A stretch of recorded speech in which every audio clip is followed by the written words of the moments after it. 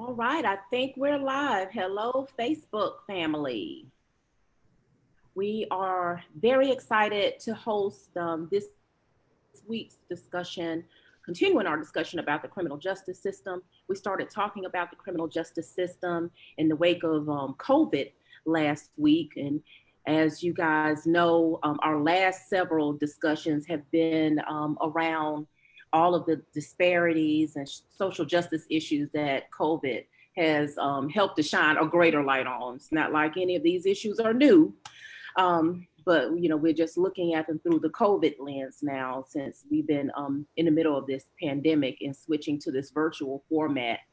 So as y'all remember last week, we talked to family members, we talked to folks who had been incarcerated, and we talked to Senator Derek Simmons that talked a little bit about policy reform in the criminal justice reform arena. And this week, we want to talk to two of our Mississippi district attorneys, both of whom ran on a platform highlighting smart justice as a key component of their campaigns. So unlike other DAs who run on platforms of locking folks up and making sure people stay in jail for a long time, these DAs said, hey, there's a way to be safe and protect citizens' rights, and also end mass incarceration, because they realize that mass incarceration is not a way to keep our community safe. So we wanted to dig a little deeper into that. We wanted to talk about some COVID issues. District Attorney Scott Cologne was just here in Jackson today at a rally discussing the Ricky Ball case and Attorney General Lynn Fitch's decision to drop the charges. So there's just a lot going on, but that's nothing unusual for a day in Mississippi. There's always something happening here. So we're going to get right into the discussion. As I mentioned, both of your campaigns included components of smart justice. Can y'all talk about how you've incorporated some of those tactics into your work? DA Cologne, you've been in office since 2016. DA Owens, you're a new kid on the block. But you've been in this work for a long time. So can let's start with DA Owens, since he's just getting off the road. Yeah, I took a lot of my leads from my good friend Scott Cologne, looking at what he was able to do and really transform that part of the state, and we wanted to capitalize on what we saw as the problems in Jackson. And when we talk about smart justice and smart tactics, we're really just common sense prosecution. We're not doing anything that's hurting the community or making us less safe, but we understand that sometimes you're a safer community by what you choose not to prosecute and how you empower generations to not be in the criminal justice system. So for us, it was looking at that Mississippi is one of the largest mass incarcerators in the country. We know that, and certainly our volume here in Jackson and Hines County is really large. So we started looking at what were the issues that we were facing with the overcrowding of our jail, a DOJ consent decree, and how we could right that system, because we knew that too many people were going to jail and feeding the larger Mississippi Department of Corrections system. So we had to start studying who was going to jail and therefore prison and why, and was it effective in making us safer? And what we found is that when we focused on the right crimes to prosecute and the crimes we shouldn't prosecute, it actually makes us safer. Right. And DA Cologne, you've had a long time to visit some of the same issues in the Columbus area. Absolutely, and I just want to piggyback off of what my good friend Jody said. So the way to think about the criminal justice system in Mississippi is we first have to start based on the fact that it's very decentralized. So unlike the bigger cities where like Chicago or Brooklyn, where the state's attorney or the DA controls basically the system from felony to misdemeanor, Jody and I only control felonies. Right. And the misdemeanors are handled by different city prosecutors and county prosecutors. So it's very decentralized, which can cause some inequities, because the first thing that you have to talk about when you talk about the system is the bail system. My position on bail is for misdemeanors, really, there should be no cash bail, because, nobody should be in jail because they can't afford to pay bail on a misdemeanor. And what ends up happening in Mississippi, you have people in jail for 2 or 3, 5, 7 days because they can't even pay bail for a misdemeanor. And that's unfair. And it's hard to reform that because there's so many different actors from the prosecutor side, but even then from the judicial side. I would say on felonies, for nonviolent felonies, we need to make sure that we aren't doing too much pre-trial detention, if any. I think release should be the assumption. The presumption should be released for people, and that's on the front door. Now, when it comes to the DA, the first tool that the DA has in Mississippi in his or her toolkit that's really powerful is the grand jury system, because the police make arrests, and the DA really has the decision of whether the case gets presented. And when the case is presented to the grand jury, making sure that the grand jury is empowered to make an independent judgment. So that's one of the things that was important to me when I became DA. My predecessor didn't really have his office review the files before they were presented to the grand jury. So therefore, it was hard for the grand jury to be sure that they're getting both sides. And so what we do is we review every file before we present it to the grand jury. And we are, as the prosecutor, you don't represent the victim, you don't represent the defendant, you represent the state. You represent the pursuit of truth through the administration of justice. That means making sure you uphold the defendant's constitutional rights, make sure that you have the evidence there to convict, because you don't want to indict people when you can't convict them. So my position is cases never get better after grand jury. They only get worse. So if it's not good enough to go to trial at grand jury, it probably doesn't need to be getting indicted, because that's where you're going to run into problems with using the plea system to try to force people to plea. That's the first reform that I felt like I made that was very important. Then you get into the diversion program that in my part of the state really wasn't developed very well. We put 1 year, I put more people on pretrial diversion than my predecessor put in pretrial diversion 8 years. And that's taking people that got drug possession offenses, selling marijuana offenses, property crimes, and saying, you're not a threat to your community. What you need to do is get into a diversion program where we try to figure out with a social worker, how can we help you get back on track? How can we help you find a job? How can we help you with drug addiction if you have that, or alcohol addiction? If you have some other issues with peer pressure from negative people, how can we help you with that? Because that is actually effective in avoiding the long-term scars of incarceration. Because if anybody looks at the studies of recidivism, and particularly our prison system with the violence and contraband that's in prison, a lot of people are coming out worse than they were when they went in. So on the front end, as prosecutors, we have to make sure we're only sending people to prison that really, really need to be detained for some period of time for the public safety. Absolutely. And DA Owens, you spoke about it a little bit. I was wondering if you can talk a little more about the efforts between you and Sheriff Vance to get folks out of Raymond Detention Center and the other Hinds County Jail in the wake of COVID. Yeah, and to DA Colon's point, we followed a very similar model with diversion. Last year, my predecessor put 100 people in our diversion program. This year, we've already put 400 people in our diversion program. It's physically not possible to try all the cases that are being arrested based on the number of judges we have. So we've encouraged our staff to, at the very minimum, to divert at least one individual for every individual they prosecute. But in reality, with the nature of arrest that we have here, it needs to be 3 or 4 people diverted to every one prosecution, to be fair. What we did is looked at the jail population and really studied it. We realized that there were people in our detention, which is a pretrial component, who had been there for multiple years, waiting for their day in court, and we sought to understand what was happening. So whenever possible, realizing that pretrial detention system is not meant to provide long-term health care, and certainly is not capable of providing COVID-like restrictions and quarantining abilities in of itself. So what we looked at is who'd been there and for how long, and we started getting people out by reducing bonds when we realized the bonds were not appropriate to the crime, the original crime, by realizing they had spent so much time in the jail system that they probably had time served. We got people out on house arrest. We realized there were safer means to let them out of the jail. And then we let some people out on their own recognizance because they should not have been there in the first place. I mean, I think that that's a true obligation for us who run county jails by virtue of our system. I mean, jails cannot work unless the top prosecutor is moving people out of jail, right?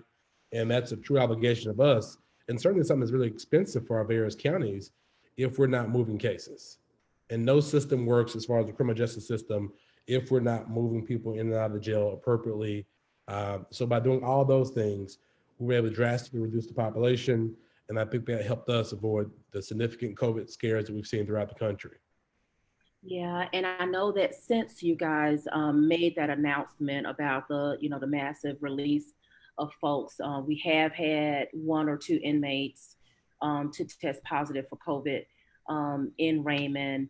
And I think the last report that I heard, they were doing mandatory testing for all inmates and correctional staff at both of the detention centers. Well, one of the things we identified was that it's a lot easier to control the current population that's isolated, which is why you saw a lot of the restrictions on visitation.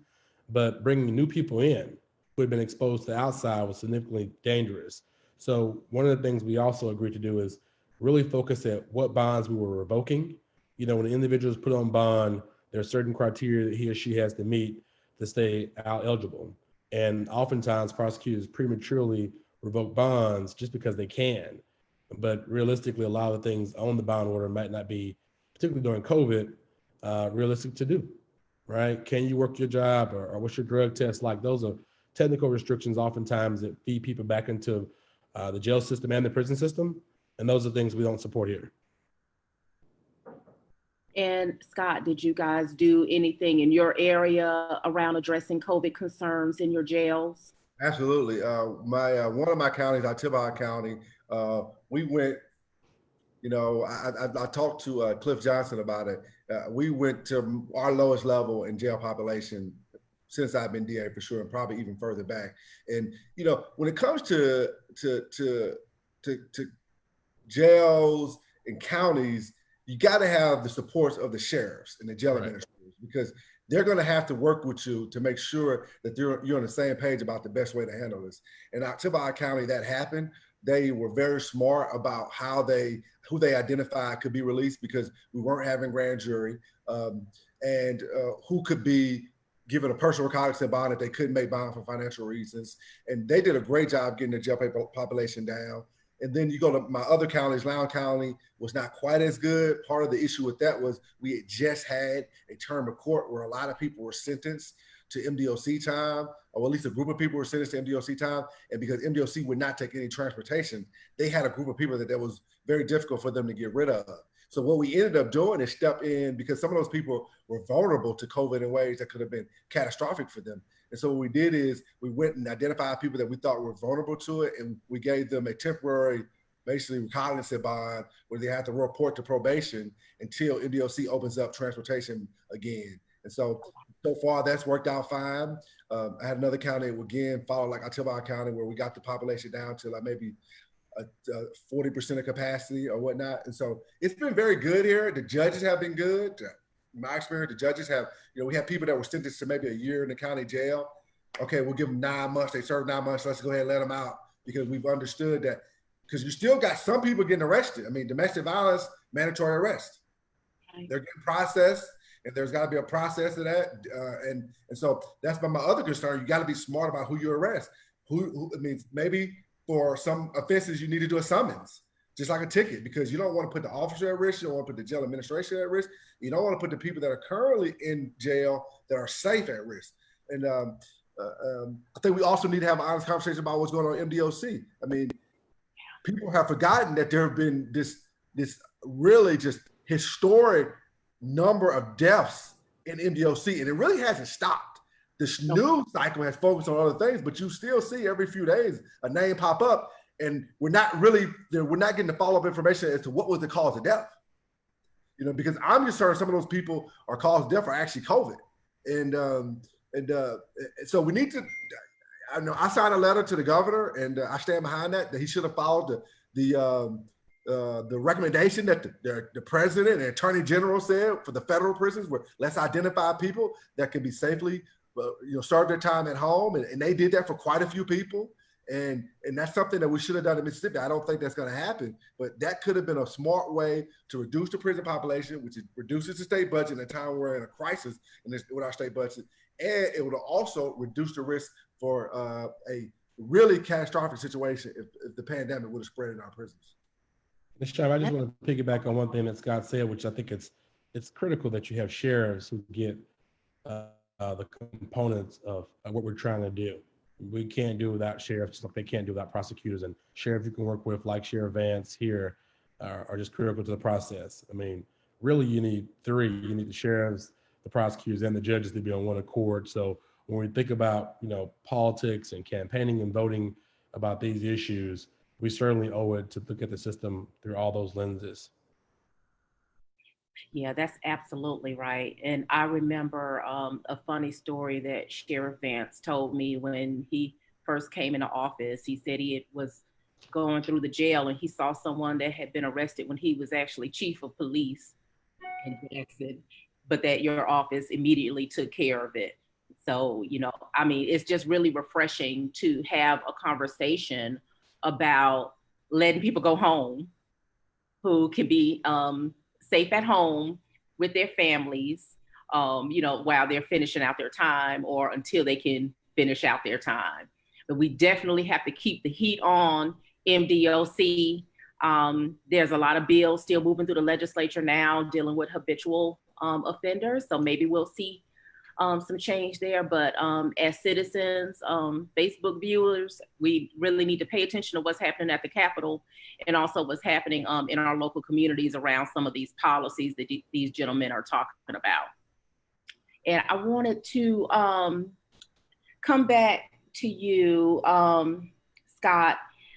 We started talking, I think it may have been before we went live, about the recent decision of Attorney General Lynn Fitch this week, or maybe late last week.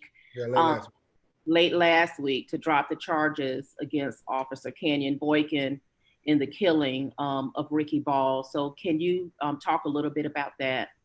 Yeah, for the Facebook viewers that maybe haven't been following this story, it's starting to get statewide attention, even some national attention.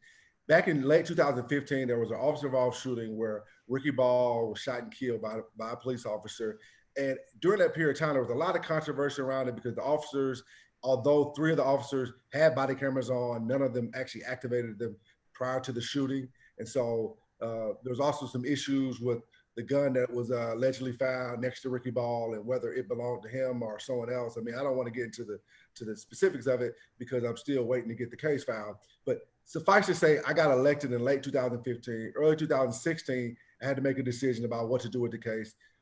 While campaigning, I said several times that my view of how officer-involved shootings need to occur is they need to be transferred to the AG's office because you need to have independent prosecutors that weren't connected locally to the police, that weren't connected to the politics, and that could make independent decisions as to how it would be handled.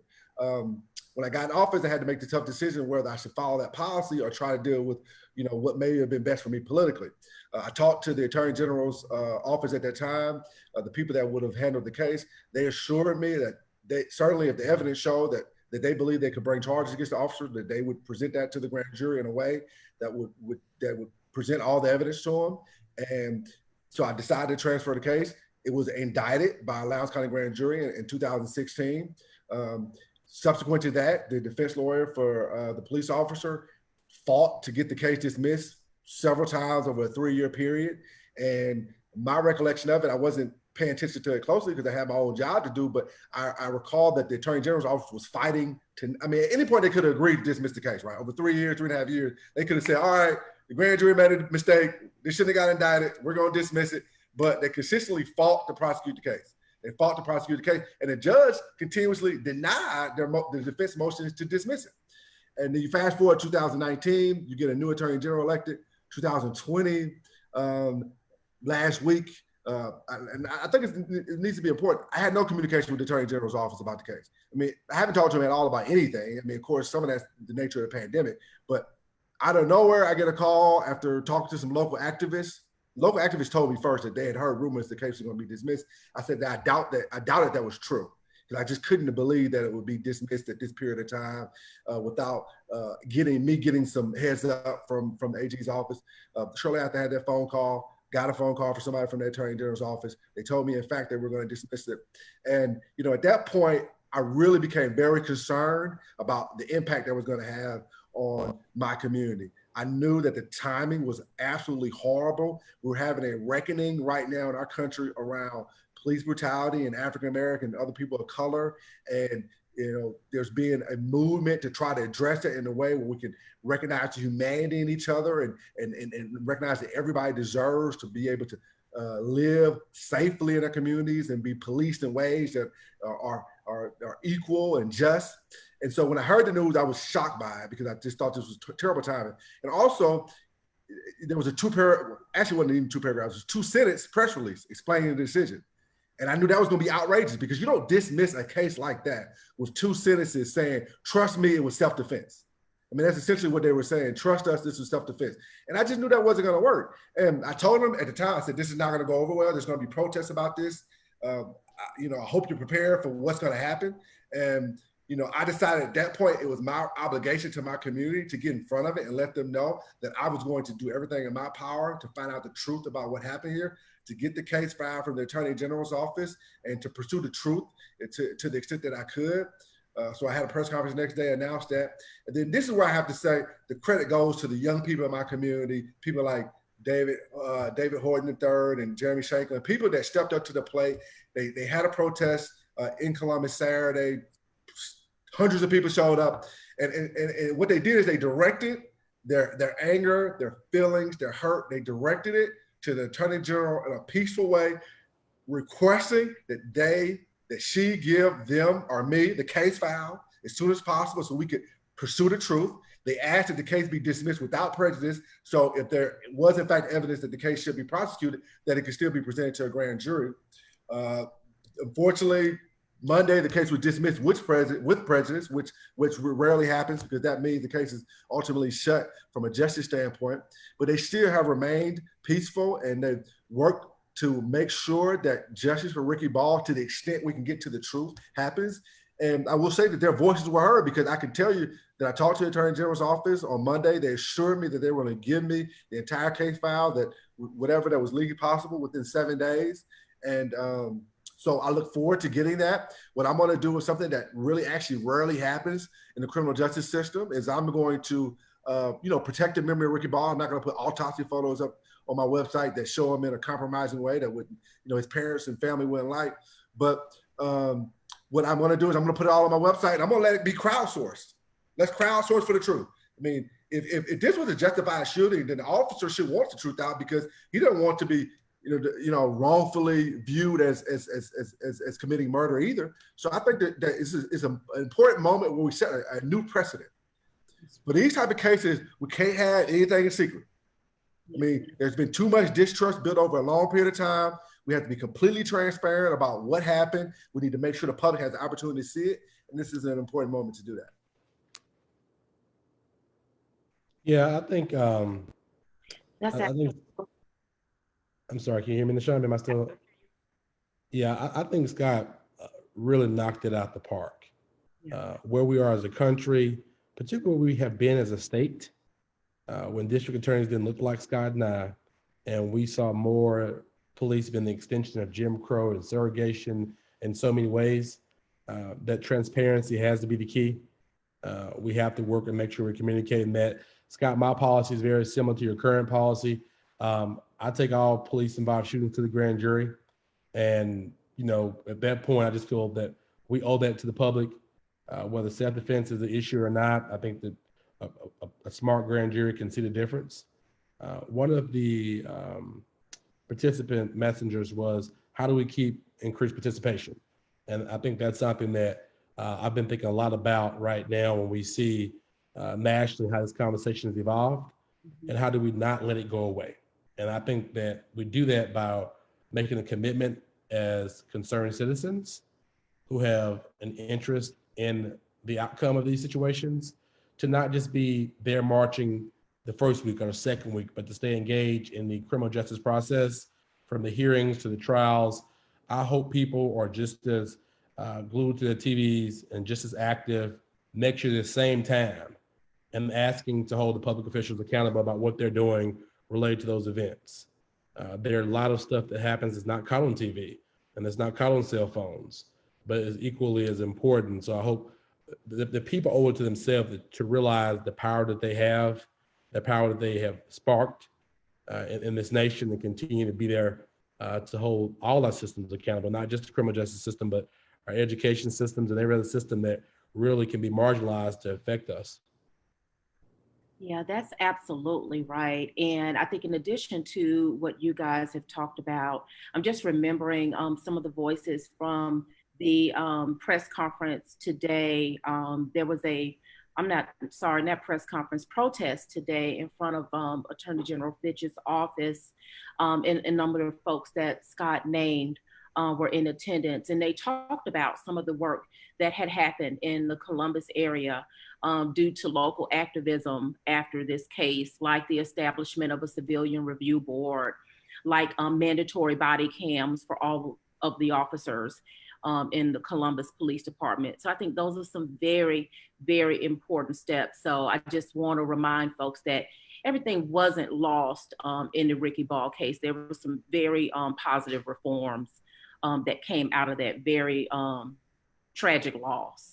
And can I add to that, Nashami? Because Tuesday, the mayor, the police chief, some of the local activists that you saw at the rally, we're going to do a virtual town hall where we focus on use of force policy, because it's a moment in time where we need to update our use of force policies in a way that the President Obama suggested we do it. We're going to follow his lead, make sure our use of force policies are consistent with our values and how we want our police to operate, and also look at training on implicit bias, because we have to make sure that, we need to be truthful about how the human brain works. I mean, people have biases. I mean, they see somebody and they have biases that are associated with stereotypes.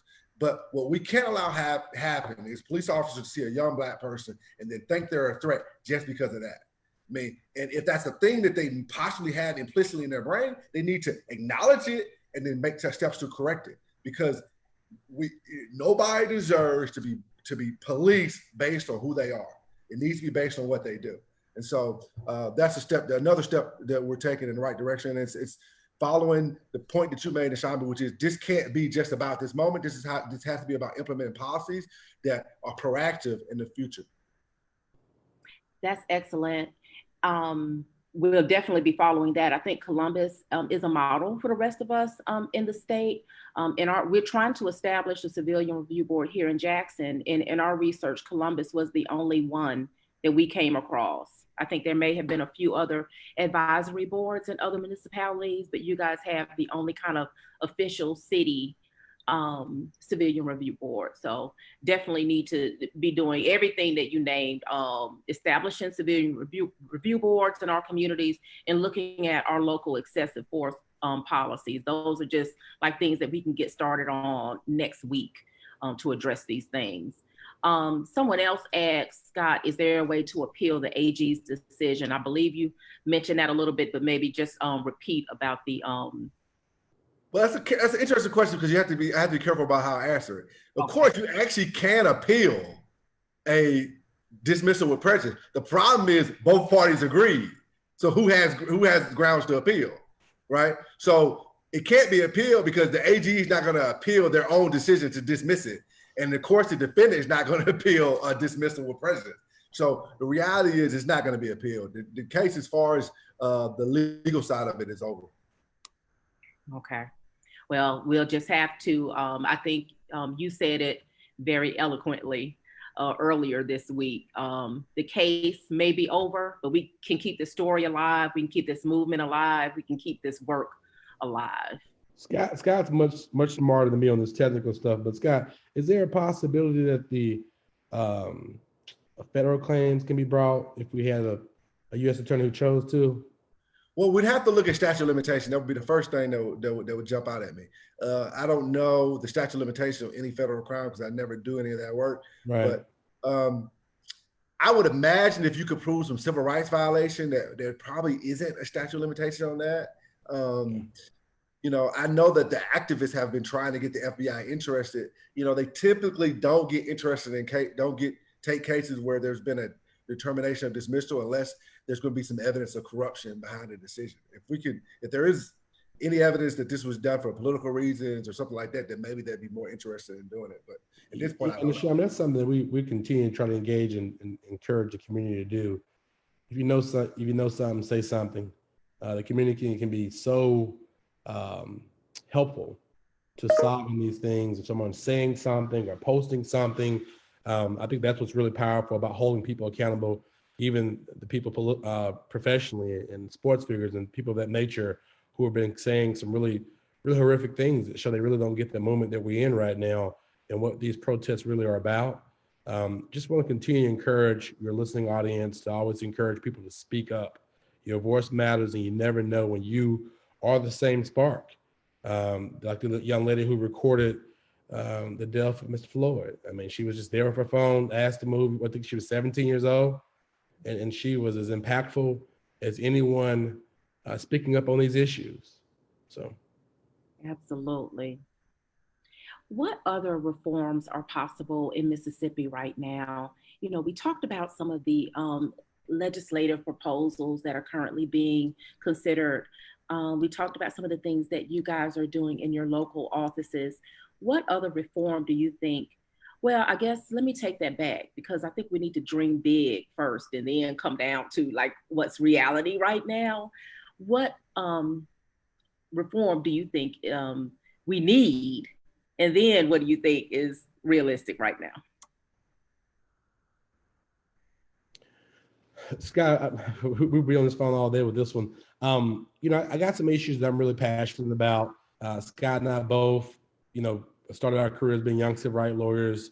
I care a lot about children who are charged as adults. I think we know more about adolescent brain development and how we treat kids. I think we have to spend more time looking at why kids commit certain crimes with the peer pressure and the development of the brain and not appreciation of risk, and make sure we're not feeding more people into the system that way. I think that there's a consistent push to increase the tools that people have to prosecute people that may not be necessary. In my eyes, I know Mississippi has been pushing for years the gang laws. It's more and more about gang laws when you have conspiracy things on the books. I think we have to look at how we use enhancements, the enhancements about habituals, and look at ways to restrict that, not use that to further increase people's time for the crime that's not shown to improve or correct behavior. Scott said something earlier I thought was really interesting about the forcing people to plea. I think how we prosecute is really, really critical. I mean, so many things that people do in this system, in our position, is to have leverage to force somebody to plea. You can plead to 10 years, or you risk taking 30 years in the crime. I think we have to examine what's the purpose of prosecutors. So those are just some things that we've been playing around with here, but certainly I know Scott has been doing it longer and has more insight on a lot of these issues. Hey, thanks, Jody. I think that the thing that I'm focused on right now in supporting, and I'll support publicly, is there's two bills that are before the legislature right now that I think should be passed. One of them is taking the violent offenses that are listed in the statute and making them parole eligible after 50% retroactively applied back to, I think, 1994. So that's a very important bill, because back when they passed 585 in 2014, my training and my understanding was that violent offenses were parole eligible at 50%. That's what I thought was the law. And then the Supreme Court actually came out and ruled based on a case out of my district where the judge sentenced somebody on a burglary to 10 years. It said on the record that he assumed, based on the law, that they were eligible to get out after 5 years. And then the Supreme Court said, no, crimes of violence are mandatory sentences. So, if the MDLC now is forced to have that position, then there needs to be a legislative fix to that, because we need to make sure that the parole board has a chance to give people parole if they behave well and they incentivize good behavior. Because one of the things that people have to understand about our prison system is the vast majority of people are at some point going to get out. And the question is, what happened to them while they were in prison? Were they incentivized for good behavior? Were they incentivized to get educational opportunity? Were there educational opportunities? Where is their drug and alcohol treatment available to them? Were they around people that negative peer pressure on them? Because we've got to incentivize good behavior. Because if we continue to have the incarceration rate that we have, we don't get our incarceration rate down, then we're going to be forced to have two choices. One, we're going to have to raise taxes to increase the pay of the guards, how much we're spending on corrections, or we're going to have to release a lot of people. I mean, you can't have it both ways. You cannot have a system that is underfunded with this many people in prison. It's going to be, at some point, the federal courts are going to step in and say, you either got to raise taxes, which is going to be a huge issue in Mississippi, as we all know, or you're going to have to release people. How about, for one of the first times, let's be proactive, which I applaud the legislators. They have been proactive in that way.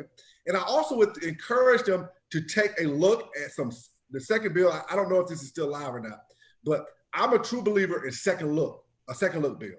Before 2014, the sentencing range for a selling cocaine used to be 0 to 30.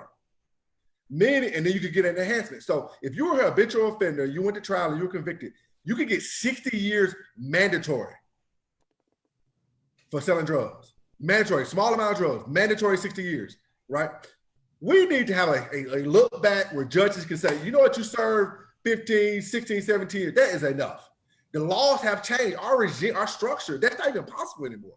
To get that type of sentence now, you'd have to be trafficking or aggravated trafficking. You couldn't do it now. And so if we change our structure, we need to apply that in a way retroactively where we can take some of these people that are in their 40s, that are not a threat to anybody, they're not likely to sell drugs ever again, and could be productive at home, could be role models for other young people about the dangers of selling drugs, the dangers of negative peer pressure. Let's get them home and help them become advocates. And so that's another thing I support. Great stuff. Yeah, I didn't know about that fix to 585. Jody, I'm going to put that on your plate to do because you were instrumental in that bill passing. You got to go back to that one. We have another question about why is it so hard to charge police officers and law enforcement?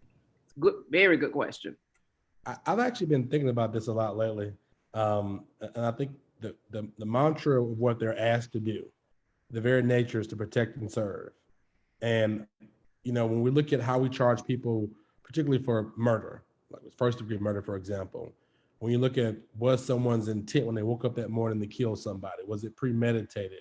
All those things are very difficult to show, which I think Benjamin Crump was just highlighting why it's so difficult to get those type of prosecutions against police. What did the individual do? Was it reasonable? What happened? I think that very nature is that people don't want to convict police officers unless you can show, like you can with a cell phone, what happened when it's a death situation too. And I want to add to that, Deshaun, because I think Jolie's absolutely right. Before the era of cell phones, the public, I think, believed police officers when they said that they felt threatened, that the person acted in a way that gave them a legitimate fear. The era of cell phones has really shown that there's a lot of situations where it's absolutely clear that the person is no threat at all and it appears to be just murder. You took the situation in Georgia. I mean, not Georgia. Georgia's bad too. But you look at the situation in Minneapolis, right? This police officer has his, he's basically suffocating this man and he knows he's being filmed. He knows he's being filmed and he's doing that. So that tells you how bad the problem is. I do think that you're going to see a change. I think because of the cameras and because of the public seeing it for the first time, I think that you're going to see a lot more scrutiny on the officer's version of events that you've had in the past. I agree. Go ahead, Jody. And I'm old enough to really remember Rodney King, right? Mm-hmm. And you look at certain ones just jump out at you as being so unfair and so vicious. And here, where you have a man literally screaming his mother's mama, and I tell you all these times, and 4 officers watching, I just think that's okay, look, we saw it, we get it, and I think the nation realized that people have been telling the truth. Some people want to say, well, how can you be worried about this? You've had a Black president. Look how far you've come. You have Black prosecutors, but that doesn't inherently change the strong issues that still divide races in this country. Yeah, that's absolutely right. I think that we're just at a point where we've just had enough. I mean, we saw Eric Gardner say that he couldn't breathe as well. His family never received justice in New York. We saw Michael Brown's case. We saw Tamir Rice.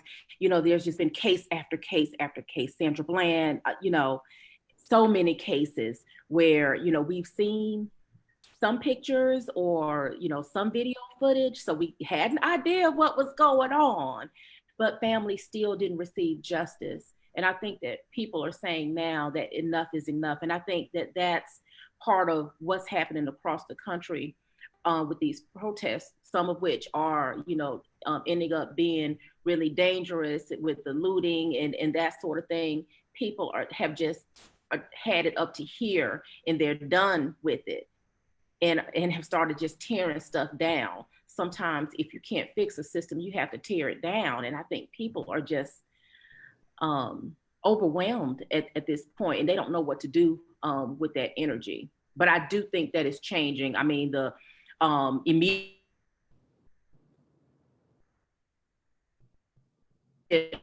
arrest of the first officer and then the subsequent swift and listening in on the NAACP call last week, that swift arrest was due to a civilian review board being there and working directly with the police chief who knew that he had to take some immediate action. So again, going back to, what folks can do on the ground, we need to be working in our communities immediately on some of these plans if we don't know them already. We're almost at our time. It has been a pleasure talking to the two of you on this Facebook Live this afternoon. I really appreciate you. We've been working together for a very long time, and I consider both of you friends and colleagues. And so I really appreciate the work that you do. And also, making the decision to step into the role of DA, because it couldn't have been an easy decision to make. And I remember having conversations with both of you when you were considering your campaigns. So I know it took a lot of prayer, a lot of consultation with family. And so proud of the work that you're doing. And I believe that we're up to 7 African-American DAs in Mississippi right now out of about 20 districts? I think 22. 22 districts. Yeah, so shout out to Tamika Collins, Dale Shorter, 2 of the new ones that are fighting a good fight. And, Jody and I are in constant communication with them and trying to figure out ways to work together to make our system better. Absolutely. And, and we know that being an African-American district attorney, doesn't mean that you're necessarily accountable to the community, but we know a good number of those folks came from some social justice networks and came from some good backgrounds. And so we can trust that they're going to do the right things in their communities. Do you guys have any closing words, any final words to leave our Facebook family with? I'll go first, Jody, if you don't mind. I was just going to say thank you to Nashami, man. You're one of my heroes in Mississippi. Been knowing you for a long time. You're always on the right side, always standing up, speaking truth to power. And nothing but respect for you. Jody, appreciate you, brother. You know what I'm saying? You're fighting a good fight and happy to have you on board. To the public out there, don't ever give up. Our ancestors have done too much for us. I think we're making so much progress. We're starting to see allies come out in ways, even in Mississippi, that I've never seen before. And let's get those allies. Let's hug them in, and let's keep them on our side, because if Mississippi can come together and really put the truth and put justice and put love first, then man, what a beautiful state we're going to be. So appreciate y'all. Yeah, just echoing Scott. Thanks again to Shambi for putting this together, and to the listening audience for being here with us today. It's really an honor and a privilege to be in a position where you can impact change from this side. It's not always popular, and unfortunately, you have to do some things you don't always want to do. But when you can impact someone's life and know that the situation wouldn't work out the way it has, but for people with Scott's vision and my vision and all of our friends' vision in the state, it's a blessing to be in this position. So I also would like to encourage the audience to stay the course, to keep the faith, and to know things are improving in Mississippi by virtue of the people like Scott and myself and Shamika and Daniela and so many others, Dwayne, who all get this. And they know what it's like to be profiled. They know what it's like to have children who will possibly be profiled, or their significant other will be profiled. And we took that home at night. And that's why we know we're moving toward a better Mississippi when people come together and elect leaders who have the empathy to understand the seriousness of these issues. So I want to encourage people to continue to be peaceful in their protests, but to continue to protest anytime you see injustice in any form or manner, and to hold all leaders, including Scott and myself, accountable. We're going to make mistakes, but we are better at our job and better for our communities when you hold us and question what's happening for our state, and then we'll be, I think, the true vision of the state we all hope to have. Y'all heard them, Facebook. Hold them accountable. Call them every day. No, I'm just kidding. But they really mean that. Hold them accountable. Stay in touch. Make sure that if you're not from the 16th district or the 7th district here in Hinds County, build a relationship with your local DA. And if they don't have a relationship with you, then that's a problem. If they can't answer some of these questions that we're talking about today, that's a problem. So find out when your next election is coming up for your district attorney. Establish that civilian review board, look at those excessive force policies, and pay attention to what's happening with the state legislature. So those are just some tips that we're gonna leave you with today. And again, I appreciate you brothers for all the hard work that you're doing in your districts and for the state of Mississippi. Y'all are making us look real good. Thank you so much. All right. Take care. You. Yes, Take be care. safe.